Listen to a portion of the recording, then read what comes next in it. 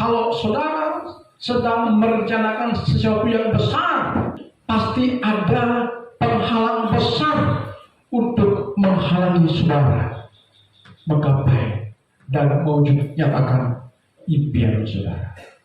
Dan jika itu terjadi pada diri kita, firman Tuhan mengatakan, jangan kita menyerah. Kita sedang diuji apakah kita mampu menyingkirkan tentangan halangan tadi.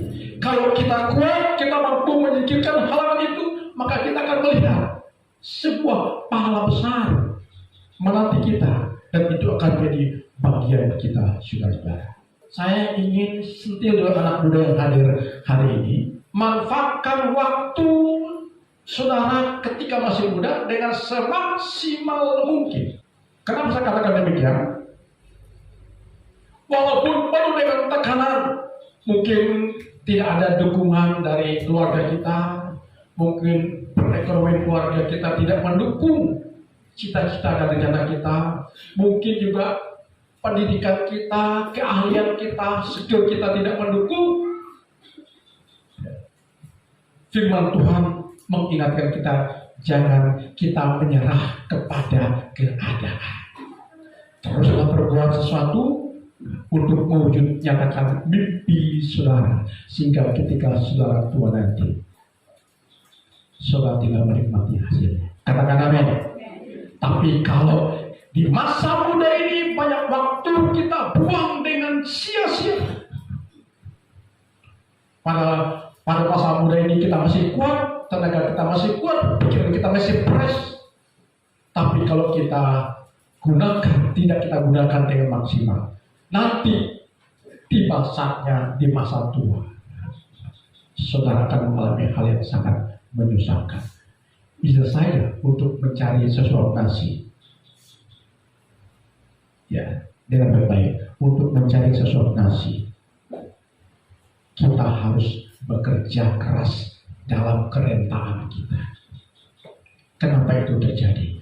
Karena masa muda tidak kita gunakan dengan baik. Ya. Ingat pepatah orang tua mengatakan, berakit-rakit dahulu, berenang-renang ke tepian, bersakit-sakit dahulu, bersenang-senang kemudian. Hari ini kami ingin menguatkan saudara. Sekalipun kita dalam keadaan seperti tidak berdaya, tidak punya peluang untuk bersaing dengan kemajuan dunia ini, tetapi ingat, saudara, kita tidak hanya berjalan dengan cara kita, tapi ada Sang Penolong yang terus menolong kita, yaitu Tuhan itu sendiri. Melalui siapa? Melalui Roh Kudus. Karena itu kita harus kuat di dalam Tuhan dan di dalam kekuatan kuasanya. Kuat dalam Tuhan berarti keimanan kita jangan sampai kendur untuk mempercayakan Tuhan. Amin. Ini pertama dulu. Kuat dalam Tuhan, keyakinan kita akan kemahakuasaan Tuhan, akan kesanggupan Tuhan, tidak pernah luntur, lekang, lapuk dari hati pikiran kita, bahwa Tuhan yang kita sembah, Tuhan yang kita layani adalah Tuhan yang sanggup menolong saudara. Katakan amin. Ya, jika saudara beriman kepada Tuhan, ya, kemudian saudara berserah mempercayakan Tuhan. Ini yang maksud dengan kuat di dalam Tuhan. Keimanan kita jangan bercabang-cabang. Ya. Amin. Ketika kita sakit, kita berdoa, Tuhan, tolong aku.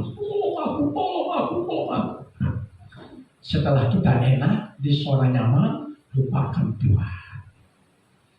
Ibadah bolong-bolong, doa bolong-bolong. Saudara, bahkan ada yang pura-pura tidak kenal gereja yang mendoakan dia. Dulu pernah ada di sini. Kami berdoa 2 jam di sini. Jam 10 sampai jam 12. Tuhan buka jalan buat dia. Dia menjadi orang yang berada. Tapi menjadi lupa Tuhan, saudara. Gereja yang mendoakan dia, yang sama-sama berdoa, seolah-olah dia lupakan. Dan apa yang terjadi? Tuhan tarik kembali. Karena itu, dalam ketidakberdayaan kita berdoa berdasarkan keimanan kita kepada Tuhan, dan Tuhan tolong kita, Tuhan buka peluang kepada kita, dan kita akan menikmati apa yang menjadi mimpi kita. Jangan sampai kita berubah kiblat keimanan kita. Amin. Iman kita tetap takut kepada Tuhan Yesus Kristus. Ini yang pertama. Saya katakan kita harus kuat dalam Tuhan. Lalu yang kedua dengan di dalam kekuatan kuasanya. Apa yang maksud dengan di dalam kekuatan kuasanya? Saya ulangi lagi ayat ini. Akhirnya hendaklah kamu kuat di dalam Tuhan, di dalam kekuatan kuasanya. Kuat dalam Tuhan ada. Saya ulangi lagi adalah keimanan kita yang tetap mantap, keimanan kita yang tetap murni, tanpa ada cabang kemana-mana. Fokusnya kepada Tuhan Yesus Kristus. Lalu di dalam kekuatan kuasanya. Apa maksudnya di dalam kekuatan kuasanya? Di dalam kekuatan kuasanya ini berbicara tentang pemberdayaan Tuhan yang akan Tuhan nyatakan kepada kita. Katakan amin. Ya, di dalam kekuatan kuasanya, pemberdayaan Tuhan. Jika saudara sudah hidup di dalam kuasa pemberdayaan Tuhan, sekalipun saudara dilirik dengan mata yang mungkin tidak sebelah, tapi seperempat mata, orang dunia melihat kita, siapa itu, apaan begitu? Biarkan orang mengejek kita, biarkan orang mengolok-olok kita, seperempat mata melihat kita, atau 0,1/3 mata, seperempat mata melihat kita. Artinya kita tidak diperlukan. Tetapi karena keberimanan kita kepada Tuhan, penyerahan diri kita kepada Tuhan, mempercayakan Tuhan dalam seluruh peran hidup kita melakukan apa yang Tuhan firmankan kepada kita, dan kita hidup dalam kuasa pemberdayaannya, maka percayalah Tuhan akan mengangkat saudara. Amin. Di tengah-tengah ketidakberdayaan kita, jika kuasa pemberdayaan Tuhan turun atas kita, dunia akan terheran-heran. Dulu siapa itu tidak pandai apa-apa dia. Dia bukan seorang tamat sarjana ekonomi. Dia bukan sekolah bisnis, tapi itu lihat usahanya maju, ekonominya baik, rumah tangganya oke, luar biasa, pekerjaannya lancar. Kenapa itu bisa terjadi, saudara? Padahal dia bukan seorang yang ahli, seorang yang dipersiapkan untuk menjadi orang yang maaf menurut standar dunia. Tetapi mengapa itu bisa terjadi pada diri orang itu? Ingat, ada kuasa pemberdayaan Tuhan pada diri orang itu. Katakan amin. Karena itu pelajarannya buat kita hari ini adalah jangan pernah kita merasa minder, merasa rendah diri jika kita tidak seperti A, si B, si C. Tidak punya keahlian, tidak punya skill, tidak punya kemampuan, tidak punya gelar pendidikan dan sebagainya. Tetapi kalau kita punya tekad dalam bersama Tuhan, kita akan bisa. Amin. Kita harus berpikir, jika aku beriman kepada Tuhan, aku berserah kepada Tuhan, aku mempercayakan Tuhan dalam seluruh perjalanan hidupku, maka aku percaya. Ya. Seperti apa yang ada dalam pikiranku. Bila aku berpikir bisa, aku pasti bisa. Bila kamu berpikir bisa, kamu akan bisa. You can if you think you can. Ya, itu dia. Ya, dan itu pasti akan terjadi jika ada kuasa pemberdayaan Tuhan turun atas kita. Ya, jadi segala kekurangan kita, kelemahan kita ditutupi oleh kuasa pemberdayaan Tuhan. Ya kan? Jadi bukan kita lagi yang berdaya guna, tapi ada kuasa yang tidak kelihatan, yang memampukan kita, yang mengarahkan kita. Kan begitu ya. Beda orang yang mendapatkan sesuatu dari hasil kepintarannya. Ya, itu biasanya sesaat saja. Ya. Ada banyak contoh di soal ini. Saya melihat orang menggunakan ininya untuk cepat menjadi OKB. Tahu OKB? Orang kaya baru. Kan? Dia kredit sana sini, pinjam sana sini, di bank kecil, buka usaha. Saya pernah kali, mantap bisa nih. Baru umur sekian, baru umur 30-an, baru 20-an, hampir 30-an.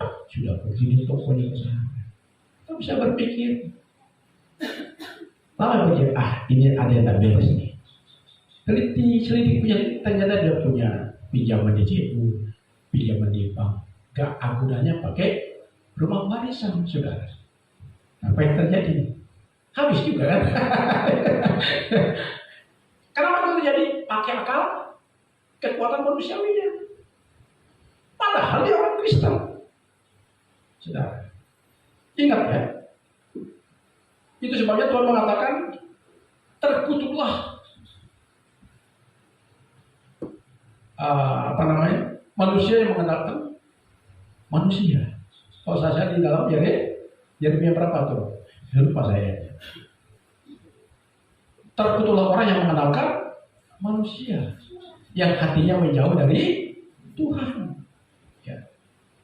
Artinya kalau kita mengandalkan kekuatan manusiawi kita, memang oke, suatu saat kita bisa memperoleh apa yang kita inginkan, tapi lambat laun itu akan digerogoti oleh dunia. Digerogoti pelan tapi pasti. Digerogoti oleh dunia ini. Endingnya habis juga sudah. Tapi jika kita bersama dengan Tuhan, sifatnya apa? Kekal abadi. Amin. Karena itu hari ini kami sekali lagi mengingatkan kita tetap kuat dalam Tuhan. Amin. Tetap kuat dalam Tuhan. Tetap berserah kepada Tuhan. Apapun kondisi yang sedang terjadi pada diri kita hari ini, jangan sampai iman kita ikut terdepak oleh keadaan. Jangan sampai keadaan yang sedang kita alami mendepak iman kita, mendepak penyerahan kita kepada Tuhan. Jangan sampai. Firman Tuhan mengingatkan kita diminta untuk tetap kuat di dalam Tuhan dan di dalam kekuatan kuasa-Nya. Untuk mendapatkan ini, maka kita harus mengenakan seluruh perlengkapan senjata Allah. Apa itu perlengkapan senjata Allah? Perlengkapan senjata Allah itu pertama firman Tuhan. Senjata, perkatakan firman.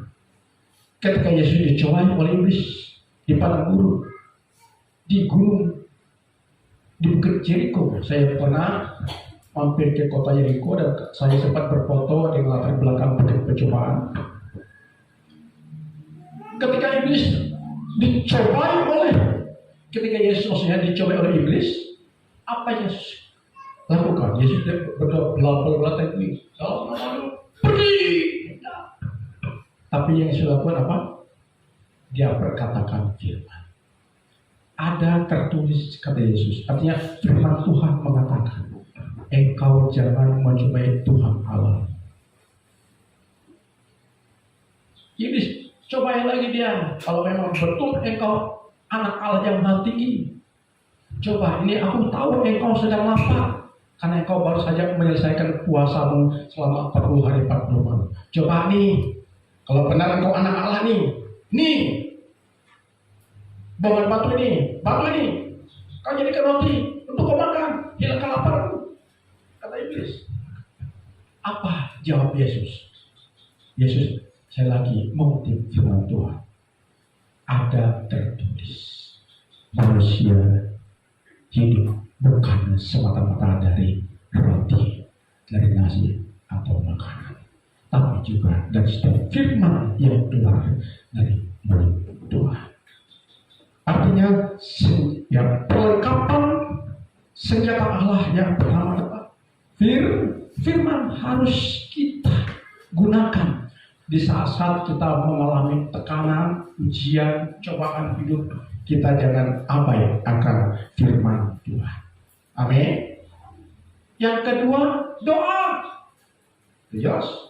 Berdoalah kata Tuhan Yesus supaya kamu tidak jatuh ke dalam pencobaan. Doa. Ya. Saya tidak akan panjang-panjang tentang doa. Sudah bisakah kita berdoa? Masa tidak bisa berdoa? Kalau tidak bisa ngomong? Kalau bisa ngomong, pasti bisa berdoa. Saya tidak mau lagi jemaat GBI Resort bilang aku tidak bisa berdoa. Masa? Berkata bisa? Menggosip orang bisa? Fitnah orang bisa? Jalan-jalan orang bisa? Kok berdoa bisa? Aneh kan? Tapi saya pikir di sini tidak ada yang suka gosip orang, tidak ada yang suka ngomongin orang. Tapi yang sukanya adalah doa. Bapak Tuhan Yesus, terima kasih untuk pagi ini. Aku berserah ke dalam tangan-Mu ini, belum selesai. Doa, ya. Setelah doa apa? Doa yang memuji Tuhan, menyembah Tuhan. Ya. Dengan kita memberi diri dituntun oleh Tuhan dan firman Tuhan yang terus dimentori oleh Roh Kudus. Dengan demikian kita akan menjadi pribadi yang strong di dalam Tuhan. Amin. Pribadi yang kuat Tuhan, dan kita akan terus berjalan di dalam kuasa pemberdayaan Tuhan. Dengan demikian saya percaya sekalipun para pengamat memprediksi bahwa dunia di tahun 2050 akan menjadi dunia yang akan berbeda dengan dunia pada tanggal 2 Juni 2024. Kita jangan terlalu terintimidasi dengan apa kata pengamat dunia tentang keadaan dunia ini. Tetapi marilah kita menguatkan keimanan kita kepada Tuhan.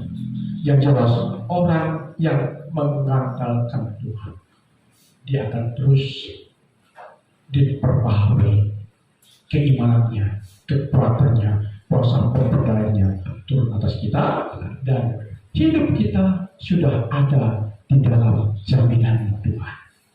Baik ketika kita masih di dunia ini sampai ketika kita pulang ke rumah abadi kita. Tuhan Yesus